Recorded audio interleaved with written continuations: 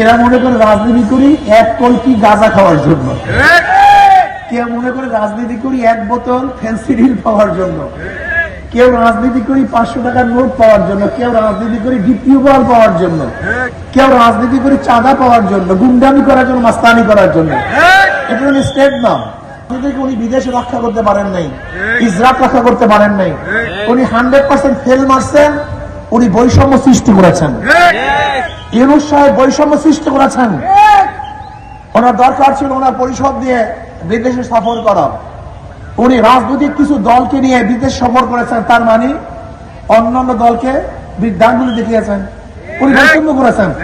উনি এখন আর বৈষম্যহীন নয়, উনি নিরপেক্ষ নয়, উনি অনেক বড় শিক্ষিত, নোবেল প্রাইজ পেয়েছেন, নোবেল বিজয় হয়েছেন শান্তিতে।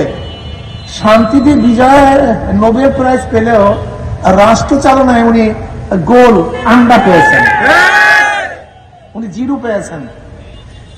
উনি নিরপেক্ষতা রক্ষা করতে পারেন নাই, মারাত্মক ভুল করেছেন উনি।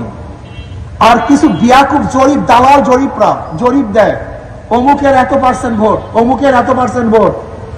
ইসলামী আন্দোলনের কোনো ভোটই নেই, তার মানে কোনো পার্সেন্টেজ নেই। তার মানে এই জরিপগুলি সব ফালতু, এগুলো সব দালালদের জরিপ। বাংলাদেশে এখন ন্যায় বিচার নেই, কোনো বিচারই নেই।